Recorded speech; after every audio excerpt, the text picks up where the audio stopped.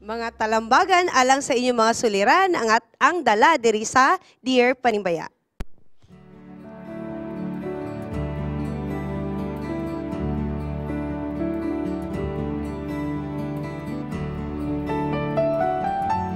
Dear Panimbaya, gapaminaw ko sa inyo sige tambag-tambag.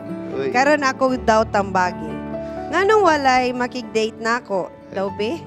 Ansa day, anlay day yung tono ani. Nganong walay makig-date na ako, daw be? Babae ni. At tong Valentine's, busy ako kauban, sige panangin mag-out sa'yo. Babae. Bisan daghan ng customer, kay naa daw siya date. Pero wala jud ko sukad naka-experience gipanguyaban. Yay. Gwapa man unta ko og Uy. smiling pa jud. Okay. Okay, nindot ka tong sender Gwapa karon og kay smiling, ha? makapasmile gyud sa tuwa. Yes. Awing. Dili gyud ka mabalaka nga wala pa mo din sa mga kay maabot ra mo ginang time.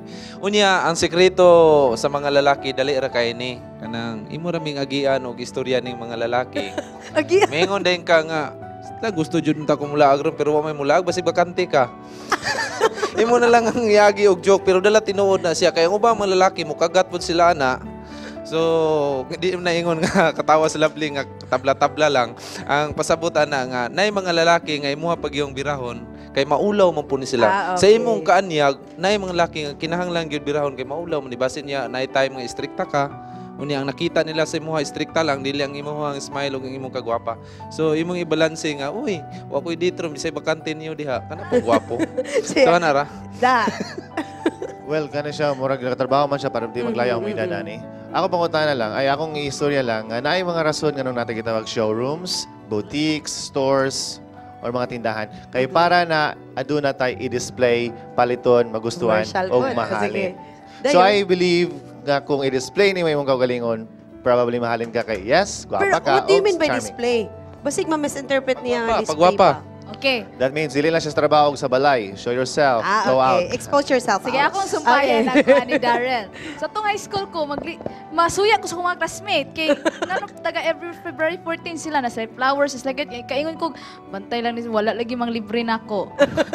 Tanaw ko sa amin, sobra pa man ko Gwapa man ka. smiling. Oh. Di man pud maulahi. Yung Sa sabay mo dalas. gibuhat. Okay. Pero akong na-realize, wala di ay nako na-realize nga katong mga panahon now, lain man di tan-aw nga mulakaw nga tangkas ang sayal unya ang blouse nga balig one week na nako gisuot unya ang medyas maabot pag 2 weeks. Pero muning sa diyang nagsugod ako panghilamos, manamit og sakto. So, dira na nga, mura bitawag medyo okay na. Hygiene. Dayon, yes, hygiene. So, just look clean and nice and you'll see they'll fall in line. Yeah. Pastor. Kung atong tanawon, no, kining atong nangayo og tambag, murag akong ginatan-aw nako sa iyahang ang iyahang gikinahanglan buhaton is i-widen ang iyahang friendship. Dili lang yun sa usa o duha. Ikinahanglan nga imo ginong palaparo ng imuhang pakighigalaay labi na sa mga lalaki kung ikaw babae, sa mga babae kung ikaw lalaki.